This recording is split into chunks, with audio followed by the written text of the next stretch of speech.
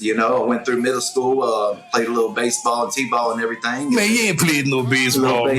What position you played, man? I was third base and outfield. They always kept me in the outfield, man. My junior high year when all my friends that I grew up with basically got into the smoking and drinking thing. I turned that corner and, man, I remember LB being 15 years old and hearing my friends talking about that, and I would remove myself from the conversation. Yeah. I didn't want to be around that. I you know, and those things scared me at that time. And I'm just thinking, wow. Every weekend, you know, going out and doing a little meth and here and there, man, and just thinking back, like, gosh, dang, son, 17 years old in high school, you know, doing those things. So ended up, you know, not caring about schoolwork. Not caring baseball about out the window. That's gone out the window. I could relate. And barely by the skin of my teeth, you know, I graduated last in my class. It got to the point, all right, so I met my ex-wife at Pinecrest, LaTanya. She had no idea what hell addiction was. She didn't use, she didn't drink. I brought that into her world. So basically, we got married in 07. No, we got together in 07, and we had our first child, Allie.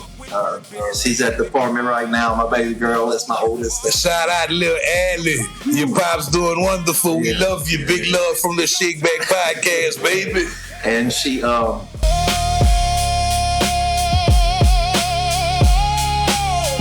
from experience. The Shakeback Podcast.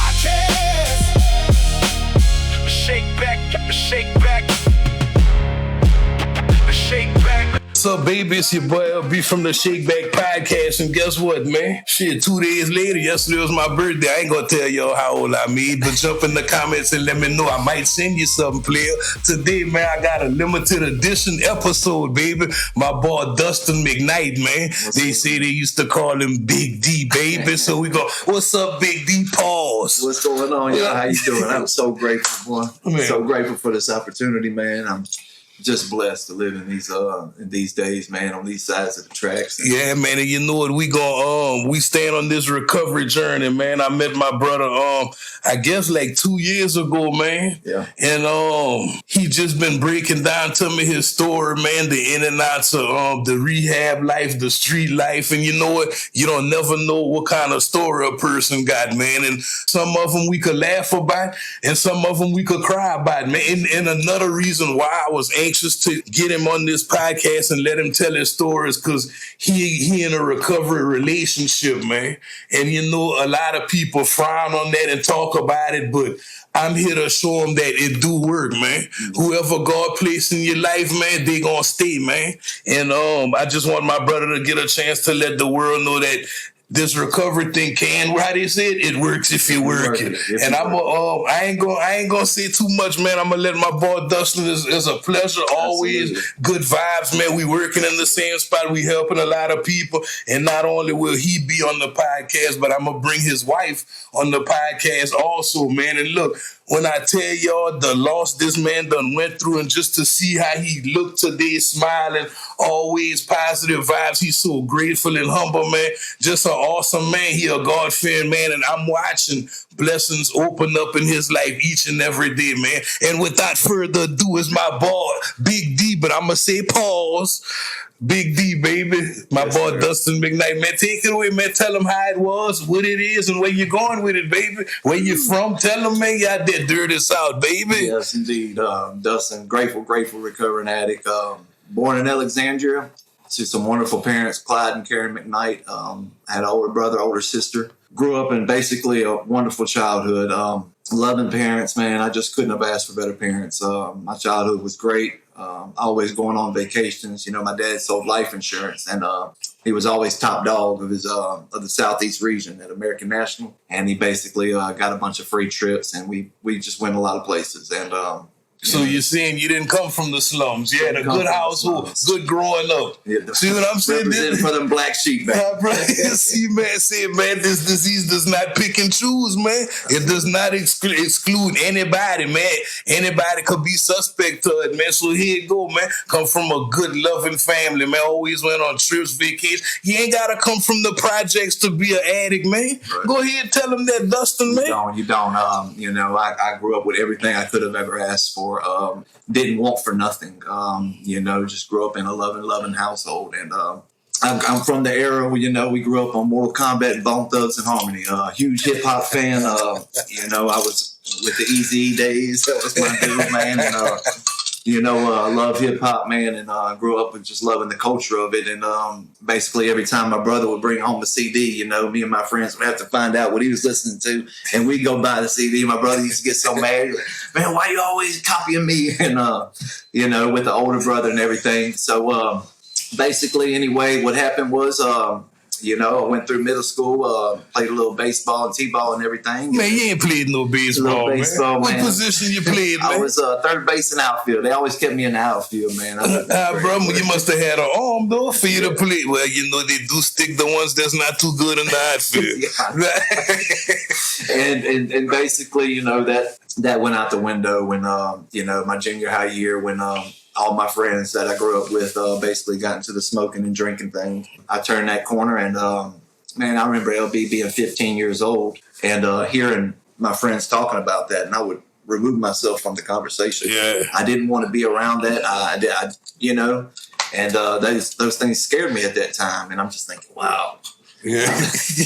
I'm not going to be that. Yeah, I'm not smoking no marijuana. Right. Not me. I'm not going to these parties drinking, and eventually I met my wife, who I'm with now, Kayla. Shout out Kayla. Kayla, that's man, that's my backbone, man. She's my rock. And I met her my freshman year in high school, and we started smoking together, hanging out a lot, and going through the smoking and drinking and doing all them things at an early age. And basically, it kind of progressed, and it went into the X-Pill days, doing the rolling and going to raves and stuff like that. The more blue dolphin, the white naked ladies, the blue Supermans. I know it. I'm right with you, baby. And then it progressed into every weekend, going out and doing a little meth and here and there, man, and just thinking back, like, gosh, dang, son. 17 years old in high school, doing those things. Now, when you see meth, for the viewers who don't know what we talking about, what that is? That ice, man. That ice, baby. Yeah. That anhydrous back in the day. Bro. Ooh, that shit that make them hairs stand up on your arm. Yes, indeed. Bro. I feel like you could build a house on it, man. And just I ended up graduating high school, but I was last of the class. So that's all right. You graduated, so you started indulging in high school with the meth? High school with the meth. Oh, all right. And, so ended up, not caring about schoolwork. Not caring baseball about out the window. That's gone out the window. I could relate. And barely by the skin of my teeth, I graduated last of my class. And after graduation, my dad, he also worked night shift at a place called Pinecrest in Pineville. And I basically followed in his footsteps, and I went out to work at Pinecrest. And it's basically being with people with special needs. All right. And I loved being around those people. I loved helping those people. And it kind of progressed into my life today as far as helping people. But I loved being with those guys. My addiction was still dabbling in a little meth, some Xanax bars here and there, and drinking still a little bit and smoking and all that. But that's a hell of a combo too, boy. That met with them bars, man, it don't mix, man. It throw your body all kind of ways. You don't know if you're coming or going. You want to keep going, but that bar tell you sit down. Right. Bars always have me with a tendency of stealing things. Then you mix the meth with it, so you got energy now. You stealing it. It's just it's a crazy combo. Man, look, man, I'm gonna tell you a little quick one about me and bars. Luckily I was able to kick them because that's what I started doing. I'd have a pocket full of money, go to when Walmart was open, and I made amends. Walmart, I just want y'all to know I sent y'all some money. So I did my I'm sorry before I see this. And allegedly, I'd have a pocket full of money. At 2-3 o'clock in the morning, I want to go to Walmart and put 2-pack of hot dogs in my pocket. Why? Why crazy stuff, man? Then the people find I'm cutting up with them because I know I'm not doing nothing, but I got hot dogs in my pocket. And when I get to the house, I don't even eat them things. I don't even eat them. Man, that's crazy, man. I remember one time, man, I woke up the next morning with Saved by the Bell. I stole Saved by the Bell season 2 on DVD. Come on, man. And Home Alone.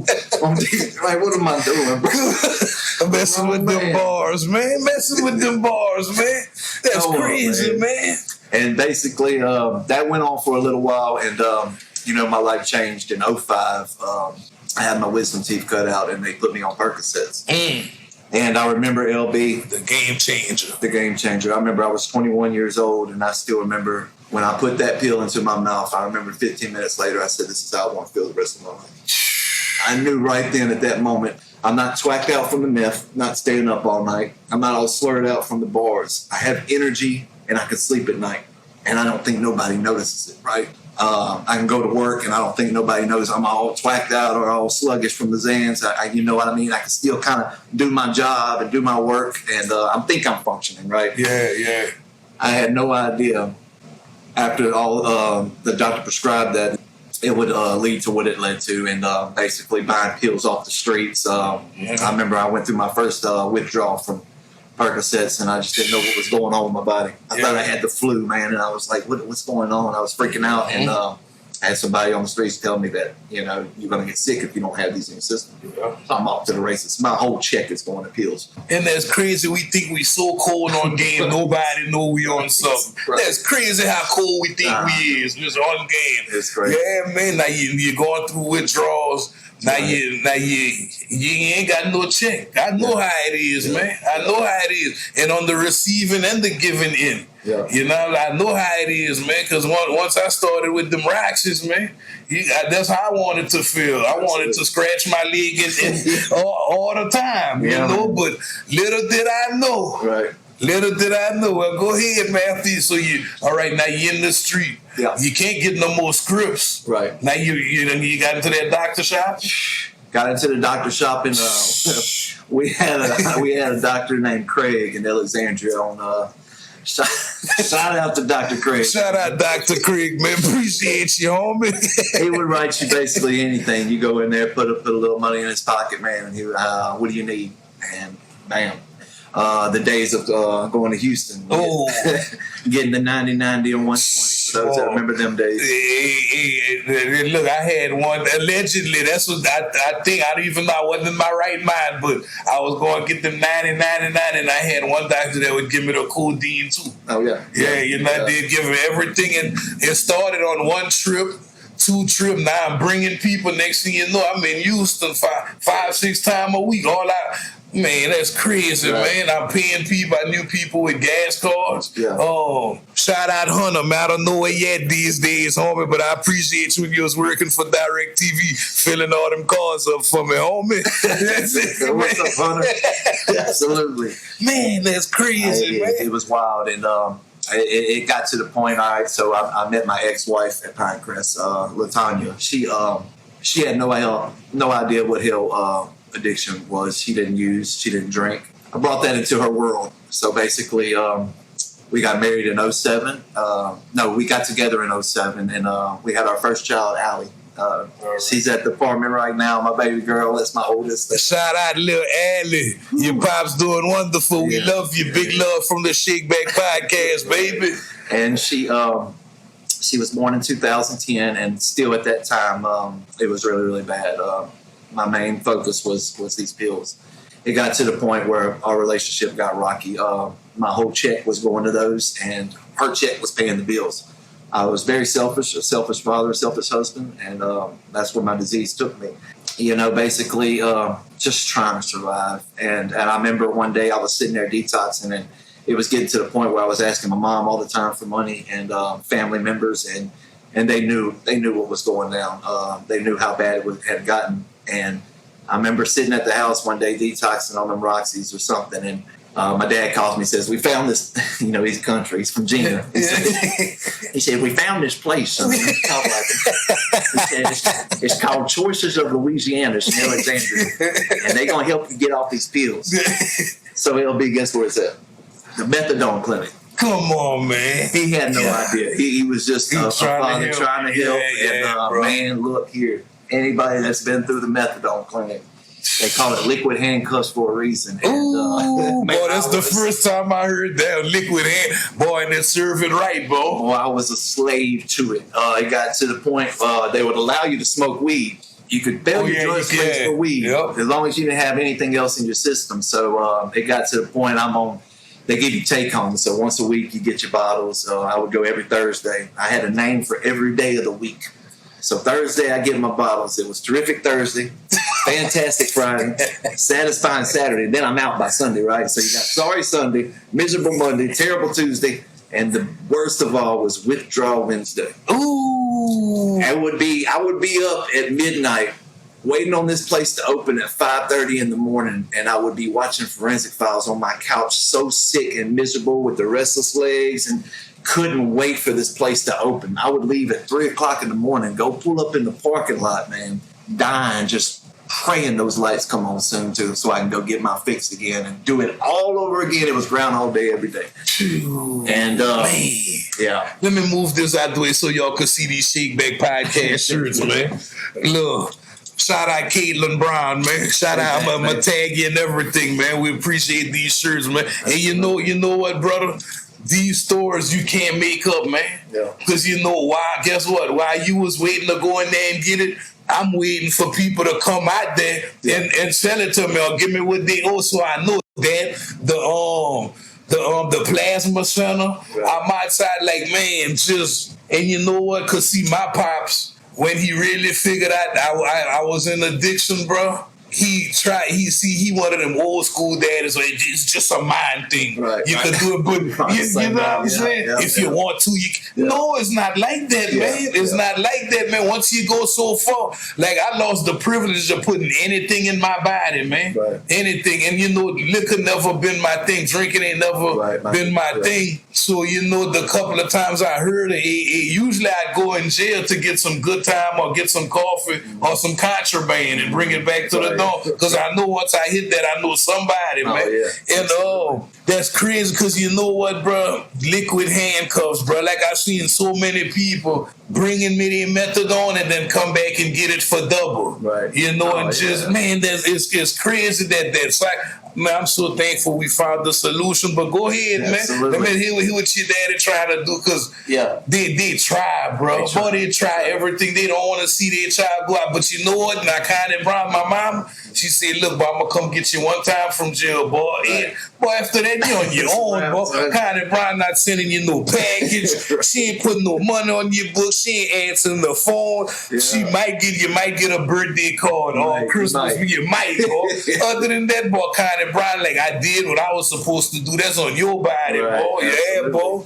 So go ahead, man. And you know, funny story when you just mentioned your dad. I remember my dad used to always tell me, "Son, it's willpower." I ain't got none. Just don't do it. So basically, you know, years of my second daughter Emily. I'm so grateful for the relationship I have with them today. But my second daughter Emily was born in 2013 during the methadone run, and it got really, really bad after that. All I wanted to do was stand up, sleep, nod out, and burn cigarette holes in my floor when I dropped a cigarette. And that's all my life consisted of. It's either being sick when not having it or being high from it. And, you know, when she was born, it was around Christmas time of 2013 that... Shout out Emily. Yeah, what's up, Emmy? And we had a get-together, a Christmas party at my family's, and I went over there, so tore up, and... that night, I made a fool of myself. Emily was maybe 6 months old. I actually dropped her. I was holding her. I dropped her and from nodding out. And I really, really embarrassed myself. And my family was really, really concerned. And the next day, I'm out smoking with one of my boys doing something. And I come home and there's an intervention at my house waiting. And this was the first time that ever happened. And my family just said they're concerned and they're worried about me and they know I have a problem and that I have to get off this methadone and all the other stuff. And I chose to, guess what, I went to rehab. Rayville Recovery, my first rehab I ever went to. Shout out to Rayville Recovery, man. 2013 in December, and I'll never forget, they told me it was bad as far as how long the withdrawals last from methadone. Yeah. I go through the detox and I drank so much liquid dome that Saturday that I didn't feel no detox Monday, Tuesday, Wednesday, Thursday. By Friday, when I get to the rehab side, you know, you do the 5 days of detox, you get to the rehab side, it kicked in. And it kicked in hard. And it was, I challenged and made it through that whole treatment center, 30 days. But man, it was about 3.5 weeks of pure hell. And I wish I wish we could take that pain we went through for them withdrawals and show people, right, and physically show them, you know, but because they, like, some people think we be overdoing it when we talk about them withdrawals. When I say can't move, body cramp, and cold sweats, using the bathroom on yourself, throwing up, night terrors, joints hurting, can't eat. Man, look, man. I had a nickname the whole time I was there. They called me G-Funk. I was in a funk the whole time, man. God. It was miserable. And, you know, I've been through every opiate withdrawal there is. There's a heavyweight champion for the opiate withdrawal, and that's methadone. Yeah. He still got the belt, man. I'm telling you that monster. He was a monster, boy. And, I'm so grateful. But you know what? Before we keep going, I want to just tip my hat to you, bro, because you know what you talking about, that's the kind of stuff a lot of people leave out. Yeah. Like, they won't talk about, you know, I'm nodding off, dropping my daughter, burning holes in my clothes, you know. They done recovered and they got prideful. Right. And, you know, just by you saying that, there's somebody out there that's going through that. Absolutely. You know what I'm saying? And you freeing them up right now. Right. Look, y'all not alone. You already know. This is the Shakeback Podcast. We're going to keep it all the way 1,000% bone gristle. We're not about to just tell you about the good times and what's going on now, man. Because guess what? It was some dark times to get to these times, man. And I'm talking about when I met, bro, he had some court situations going on. He fighting for his license. He trying to get them kids, his wife somewhere. He in another place. They got a caught the radiator bus. My boy was going through it, man. And you know what? Our mind tell us, that disease tell us we got every right to go out and use, bro, and catch a case of the F's, bro. Right. And you know what, bro? I watch you keep going to meetings, keep helping people, going to the job you was going to, you was working days one time, now you overnight. I watch you go through so much. That's why when I had the opportunity to help you get in a better position, and you know what? Through all that, bro, you stayed smiling. Yeah. You didn't let nothing tarnish your spirit, because that's the easiest, softer way for us. When we go through the day, that's light work. Absolutely. That's light work, bro. And I just watch you always smiling, no matter if you had to wait for Kayla to come get you, no matter what it was, bro. Yeah. You was all right, bro. Yeah. You didn't pick up, and I watch you bring meetings in, bring people there, talk people into staying. Like, I watch you motion, bro. And that's the biggest part of this program, man. Getting active, man. I was telling them, boy, the other night, man, I can't put an AA book under my pillow and lay on it and think it's gonna soak in my brain. And they always say, well, if he could get sober, I could get sober. Yeah, Mr. Glenn got 21 years. Yeah, if he could do it, I could do it. But guess what? I gotta do what Mr. Glenn doing. Yeah, you got to, man. And I be telling them, boy, man, these meetings, man, if you're weak, you beat. Because anything you're gonna want to tap out and go back to what you used to, man. Man, come on with it, Dustin. Tell them where you at, baby. So, basically, I get out of Rayville, right? I didn't listen to anything them folks told me. Shout out Miss Diane. Shout out Miss Diane, baby. Mr. Terry. They were there, and they let the Rayville legends. Yeah. How you doing? So I didn't listen to nothing they've said. I was sick the whole time. I wasn't trying to hear it. I was just ready to get up out of there. And I get back home and...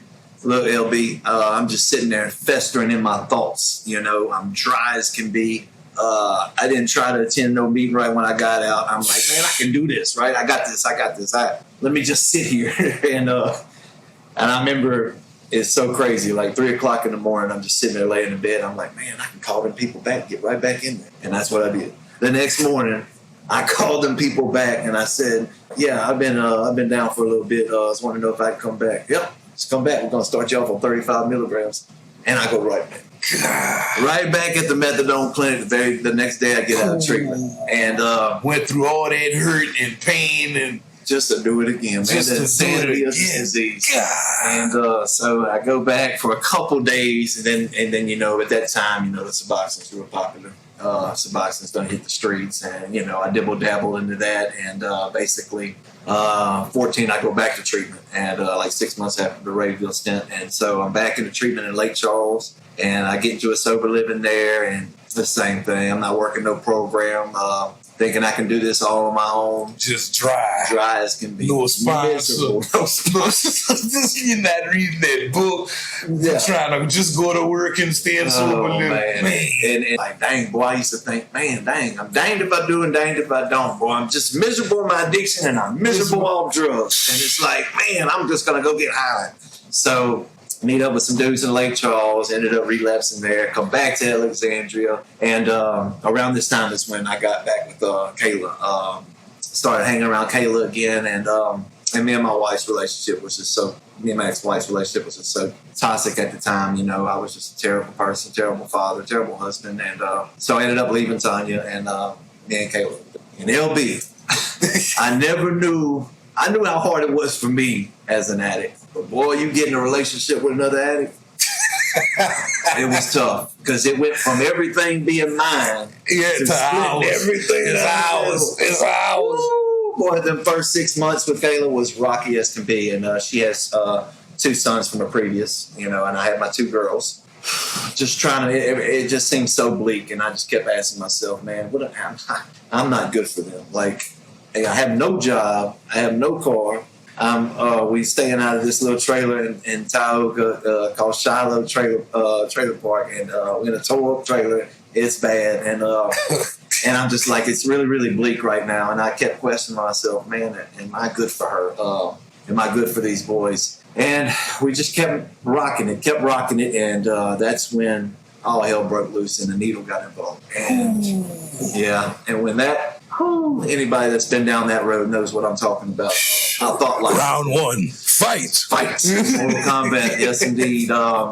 That's when life went to hell in a handbasket quick, and heroin got introduced to the game. And I remember somebody was telling me, I met him in a Walmart parking lot to get some Roxy's or something, and he was like, "Try this, man. It's cheaper, right? In my addict mind, it's cheaper. It'll last longer. Let's do it." When that needle got involved, it got to shooting heroin, and I don't even have to really go far with that. People that's been there really know. And life became unmanageable big time. If it already was, but it really became unmanageable. And basically CPS got involved, and CPS came the first round, and first of all, me and Kayla had a baby, Briella. And that's my 3rd girl. And what's up, Bree? How you doing, Bree? Shout out, Briella. Shout out from the Shakeback Podcast, baby. She was asking me today, we went to go eat. She was like, "Daddy, my name's next, right?" I was like, as soon as them taxes hit, baby, we gonna get them tattoos expensive, yo. So I'm gonna get hers, and she's been asking me, so her name's coming next. And we lose custody of the kids. Bree was just born, and so they take the 2 boys and they take Bree into state custody. And man, and I still remember, I'm going back and telling these stories as far as the pain was, man, and how bad it really was. And it got to the point where we was at the state office building trying to shoot dope in the parking lot on our way to a visit with the kids. Ooh. Caseworkers in there and everything, just the places this disease took us to and took me to. And I think back on that, I'm like, man, it was just, it was really, really bad times. And we go to treatment, we get our kids back, and it just falls off back again. By this time, fentanyl hit the streets of Alexandria and hit it like a brick. You couldn't find heroin no more. It was straight fentanyl. I remember. And my old heroin plug introduced me to the fentanyl, and he's like, "Man, it's so much better. Whoop-de-whoop, all this, and let's go. Let's get it. And give me some." Right. And I experienced my first overdose with that picture I showed you. Yeah. Laying in the hospital bed. Yeah. That was my first one. And I remember we went to the hospital. They Narcan me, and you come out the fog. And I called Kayla. I'm like, "Tell me you still got some more. Like, where's the rest of that? Because I'm about to be home." She's like, "You just died." Oh, I flushed it. The cops were here and everything. I had to flush it. And like, I didn't care, bro. Like, I just died, but I needed more. Ah. And It's just the insanity. And the people, and for the ones who don't know, like that story is a recurring story. Yeah. You know, I actually know somebody who OD'd, went to the hospital. They had some in the little jean pocket and did it again in the hospital and OD'd again in the hospital. Like, man, like that disease so scary, cunning and baffling and powerful, man. It be having you. It had me in something tight, and you know, I never thought I had a problem. Right. You know, y'all, everybody else tripping. Right. Y'all tripping. I'm good. Yeah. You know, that shit crazy, man. I'm not worried about it. And I would always think I had to be under the bridge smoking crack for that to be my rock bottom. But yeah, I'm always locked up in penitentiary. It's crazy. Yeah. I go into parish jail again. Right. God damn, LB, you're back. This Sarge talking to me. Come on, Sarge, man. Just give me a couple of bag lunches, man. Dress me out. I ain't going nowhere. Hurry up. That shit got embarrassing, son. It got very embarrassing. That shit got embarrassing, man. And just the whole cycle doing time and getting that and going right back to the same shit, man. Like that was my purpose, bro. Right. And that's why I'm so thankful, because this program done gave me a purpose. It gave me a new identity, man. Absolutely. And even when I sat in these meetings, man, because, you know, a lot of us get prideful and don't want to take that mask off. Mm-hmm. So, you know, to set the tone in the meeting, I let them know, what's up, man, I'm LB, man, and I'm a dope fiend in recovery. Right. You know what I'm saying? I don't care what nobody say about me, man. You know what I'm saying? And guess what? What somebody say or think about me is not my business, man. If you gonna judge me on my past, cool, I'm good with it. But guess what? That same way you judge, remember, you gonna be judged too like that. Absolutely. You know what I'm saying? So I keep doing me, man. And, you know, and the more honest I be, the better off, because all I'm trying to do is help people, man. Mm-hmm. That's all I'm doing, man. Yeah. And like I said, man, you was going through so much at one point in time, man. And you just don't know how you kept me going, man, and keep me from not complaining. Because we would sit down and chop it up in the hall, and I'd be like, man, I'm not even about to talk about my little petty stuff I'm going through. You know what I'm saying? I'm like, this man really doing it. And guess what? I see you the next day at work, man. And then, but you kept coming back, kept helping people, kept screaming God's name, and next thing you know, boy, I got my license. I paid my ticket. I got the new whip. Now I'm picking up my kids this weekend. You know what I'm saying? I'm like, ooh, look how it's just unfolding, man. It's unfolding. Now my boy running a property, got the fire job, another whip.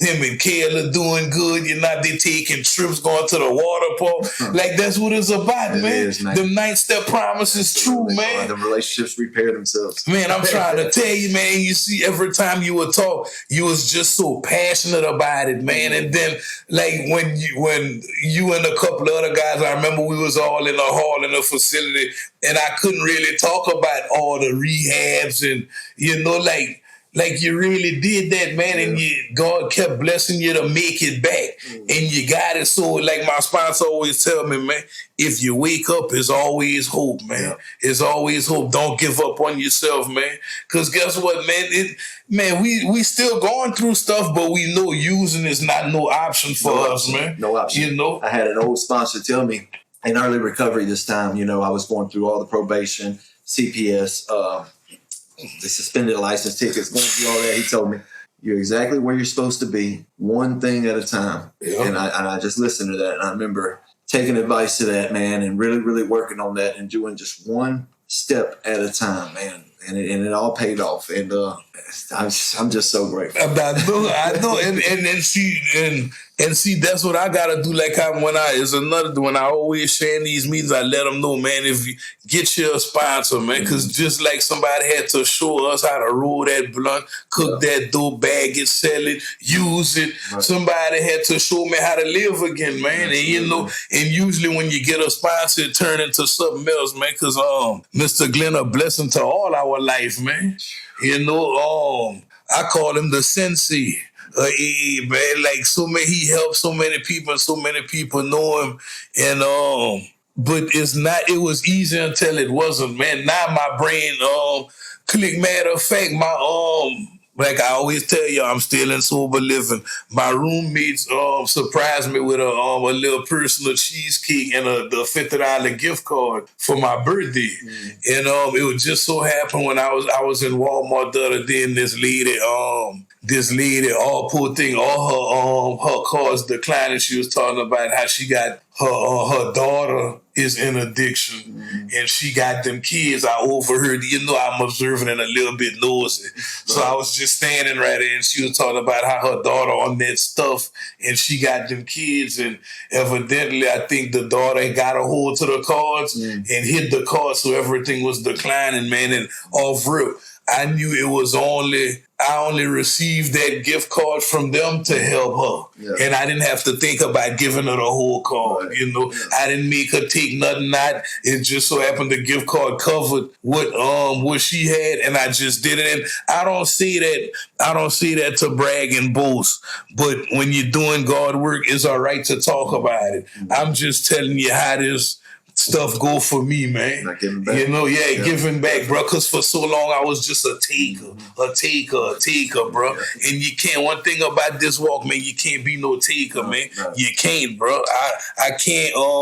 I don't go into no Bible scriptures and all that. I do know it's something bigger than me. I call God and I follow Jesus Christ today. Yeah. But I don't get into all that with people because a person's belief is their belief. Right. I don't get into all that, man. And we always have them kind of conversations. We could bounce each other energy off of. And I know if I call Dustin, he got me. If he called me, I got him. And he know that, bro. I tell this man, I love him. Absolutely. It's all right to be transparent, man. We used to think that was soft. You're soft if you tell. Man, look, my head was so tore up and twisted just from coming up in the hood and not being able to be transparent and not really having a healthy relationship with my pops. I didn't know how to let another man love me, you know what I'm saying? And that's all right, man. Yeah. That's all right, man. Yeah. And then the kind of love, like spiritual brotherly love for all y'all who gonna want to jump in the comments and do the eye emoji and all that. We pausing and doing all that, man. It's my brother, man. Yes. Yeah, so, absolutely. But yeah, so go ahead. So where you at with it today, man? I know you're working at a new treatment facility. Fellas first, shout out Flick. Shout out Flick, man. What's up, big dog? Big dog, fellows first, man. If you need some help after treatment, man, y'all pull up on us. We there for y'all, man. We got a good crew there, man. Yeah, solid man. Crew. Yeah, man. So basically, I wanted to get back on, after the Fetty hit the streets, right? Yeah. So right after that, we lost our custody of our kids again. So this is a second rip. Go back to dealing treatment. with CPS. Dealing with CPS again. So we go back to treatment and the same thing. Thinking we can do this on our own. Double team it. Yeah, we got this. And so fall off again, and the third time, we lose custody of our kids was I'll never forget the date, man. It was June 15th of 23. Got really high that morning, and ended up going to get some car fentanyl. That old green stuff or the blue one. One of them, and so we ended up doing that, and we overdosed in the parking lot of Circle K on MacArthur in Alexandria, and our kids was with us. Both of y'all? Yeah, both of us. Ooh. And our kids was with us, and this was about my fifth overdose, LB, and it got to the point.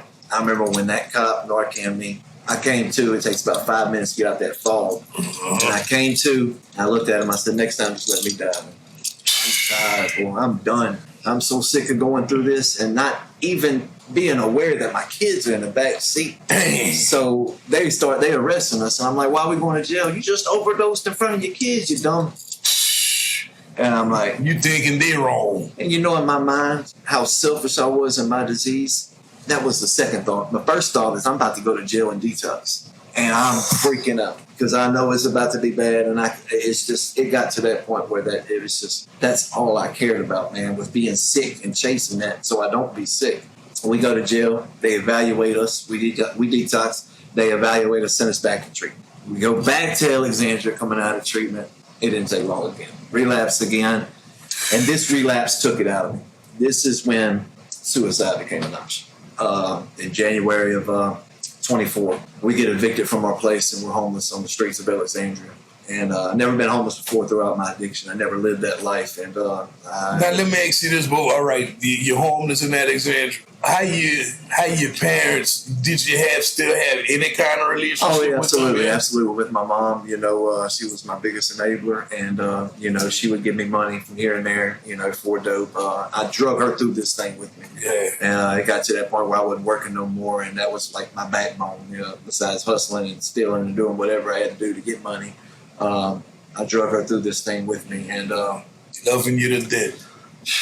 They say heroin addict and opiate addicts are the biggest mama boys, and that's true in my case. Straight mama's boy, and it caused her and my dad's relationship to get rocky, where he was just tired of it.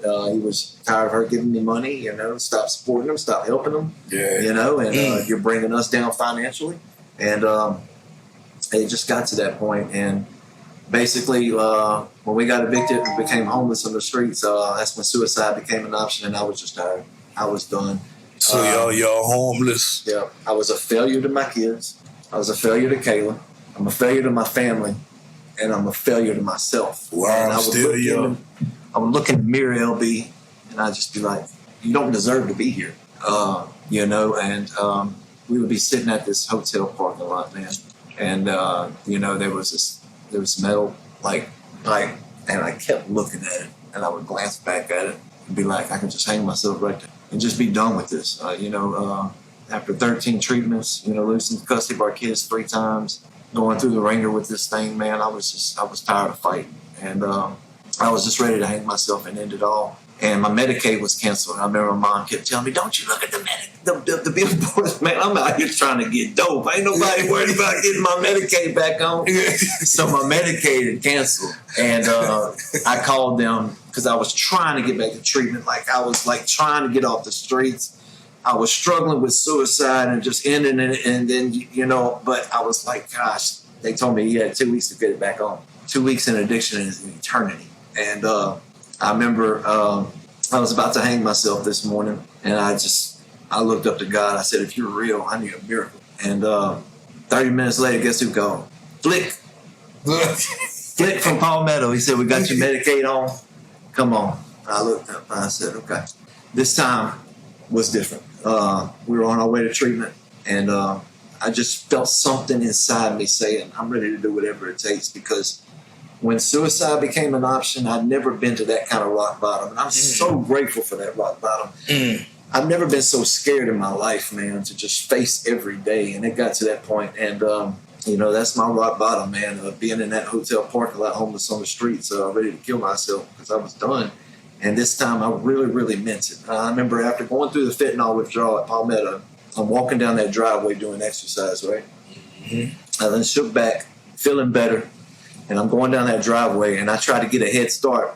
I wanted to have that peace before everybody else started exercising. And I said, God, what do I need to do? And it gives me goosebumps to this day thinking about it. And God said, you need to change everything. You need to change everything about your life. Like, you need to change the music you listen to, man. You need to change the way you talk to people. Change the way you walk. Change everything about your life. And I got out of treatment at that time, man, and a counselor suggested if you're still going to be in a relationship with Kayla, y'all need to take some time apart, work on yourselves, and it'll help build your relationship back, and you'll decide if you really want to be with her in the future as sober, because you'll find yourself, your true self. And I spent a year in sober living house. She did a year at the lady's house, and we got together. Got back together. We're still together, but you know what I'm saying? Yeah. Kind of working on ourselves more, working on our own program. That's different from in the past. We get out and work each other's program. And this time it was different, man. I finally worked the steps for the first time in my life. Never tried to attempt to work the steps. Never was going to tell no grown man my problems. You can't tell me nothing. I'm a grown ass man. I can do this. I can do this on my own, man. I got this. I know how to do it. Yeah, right. Never worked. And for the first time in my life, I felt freedom. For the first time in my life, I said, And you know what, bro? I'm so glad you said that, because I'm in a relationship, a recovery relationship, and you know what? That's one thing me and Mr. Glenn always talk about. Well, not always talk about, but when I started the relationship, I waited my year. I couldn't work her program, Right. you know, but see, that's one of my character defects, wanting to control everything. Yeah. And you know what I'm saying? And once you start taking suggestions and really get into them steps and realize that nobody was doing me nothing, I was creating all this chaos, and spotting your character defects, man, just that freedom that come over you, like, I'm nothing unique about me. This God word. Absolutely. You know what I'm saying? I'm not here to control nobody, man. All situations, man. You know what I'm saying? And when I really understood that and embraced that and started living that, man, it's really hard to get me mad, man. Oh, yeah. I might get aggravated every now and then, but I snap back and just get grateful right quick. I hurry up and get grateful because, man, just not to be in federal penitentiary, just not having to wake up in the morning at 5:30 eating black-eyed peas, vanilla pudding, and sliced bread. And you're going to get up and get it. Right. Because, you know, when people hit federal penitentiary, they think it's volleyball court, steak and potatoes and shrimp. It's not like that, homie. Right. It's not like that, man. Oh. What they always tell us, my worst day sober. My best day high. No. What's the other saying? Life be life, and right? So now I take this with me. Yeah, life's gonna life today, but you know what? It's 100 times better on these sides. Yeah, boy. You know, there's gonna be some days where it's not sunshine and rainbows. Yeah. You know, but I know the sponsor told me one time, whatever you going through, don't pick up. You're gonna get out of that. Like, that's it. Just don't pick up. Call somebody, help somebody, and do those things, and I take that with me these days. Yeah, man. Don't use in between meetings. Wake up, pray, and meditate. Help somebody. Go to a meeting. Call your sponsor and read that book, man. Right. At 25 years of drugging and thugging, you know what I found out about myself, LB? And Dustin, you cannot successfully get high. You are an addict. As soon as you put that substance into your body, off to the races. And I'm tearing everything down with you. I'm tearing this job down. I'm tearing Kayla down. I'm tearing these kids down. That whip down. All that's out the window, and it's destroyed. And I know that today. Thank God that I know that today. Yeah, boy. See, You know bro. what I mean? Yeah, man. And man. You know what? Like, I got so much to say, but you're saying it all, bro. Like I lost my privilege of putting anything in my body, man. You know, like, I'm so scared to take ibuprofen. It's a shame. Like, I mean, just my blood pressure medicine. I'm all for that. I'm so careful with anything, man, because I watch, but you know, but I don't beat myself up to where, you know, I live life today, man, and I enjoy it, man. I don't be like, I'm not scared to do nothing, but at the same time, I don't put myself in compromising situations, man. I don't negotiate my peace, man. Yeah. I keep doing. If I wake up tomorrow, I'm gonna do the same thing I did today, man. Sure. I don't do all that extra. I don't work no perfect program, but I know I work a program because I couldn't understand how these people wanted me working in their treatment centers. Like me. But you know what, Mr. Glenn said, I'm doing God work, man, and they know I work a program, because one thing about it, no matter how much I work, man, I make sure I hit church and I go to my meetings, bro, and I sponsor people and I give, bro, and I help people, bro. You know, and that's what it's all about. Yeah, and Mr. Glenn, you see, it's so much that done rubbed off from that. When you got God favor, you don't need all kind of money. You know, and man, I'm just so thankful he walked us into this solution, man. Took a lot of pain, man, and a lot of hurt from people. And you know what's crazy is because, you know, it's some of my partners I thought that was my partners and some of my family members. You know, I can't really deal with them no more. You know, and that's just what it is with this. I know a few of them counting me out. Like they can't believe that I'm doing right now, you know, and that's cool. Just watch, you gonna fall. Yeah, and that's cool, you know what I'm saying? I'm good with that, man, but, you know, it's just that they just don't know how much they giving me more juice to keep going, man. Absolutely. And more juice to keep going, man. And I always I think about how many friends and that have lost to this disease. I've lost countless friends to this disease that have run into suicide or overdoses or living that lifestyle. And man. I always think, gosh dang, Dustin, you made it. Yeah. Like we made it, man. Yeah. Like you know what I mean? And and I'm gonna run with it, right? Yeah. Like, Oh yeah, man. And you know what?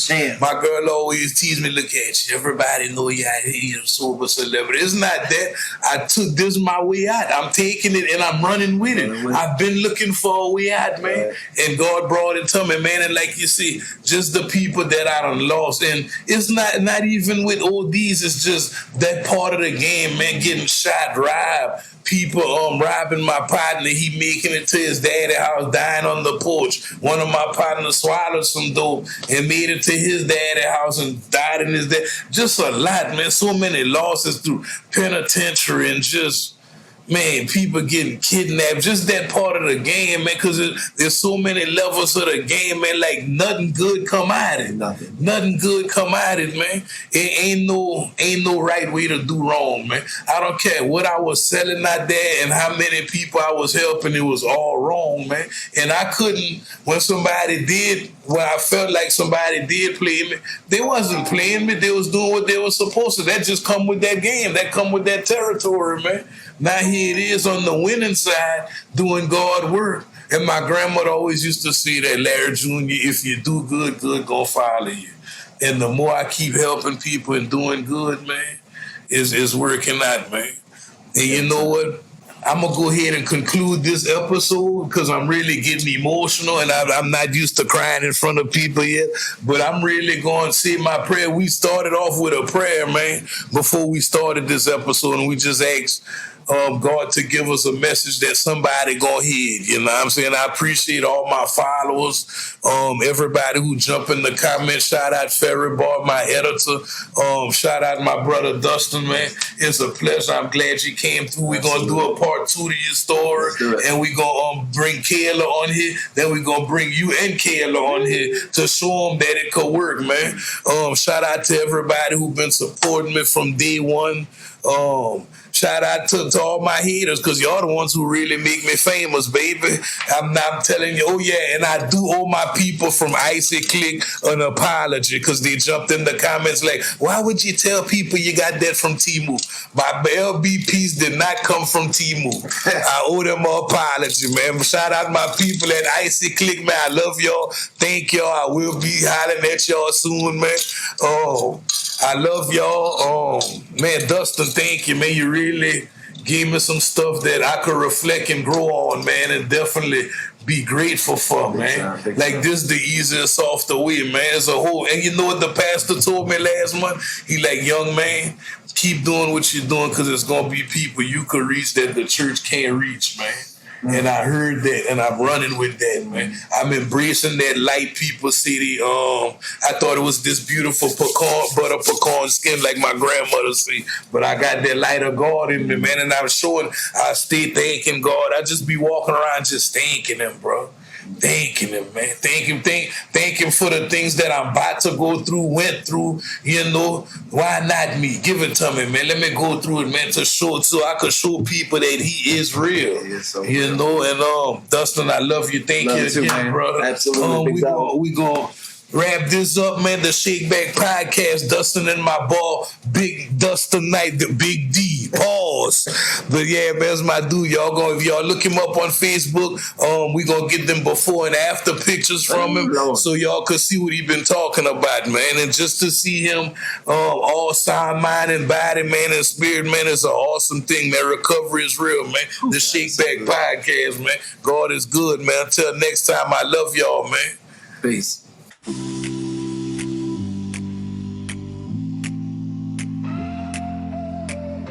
The Shakeback Podcast.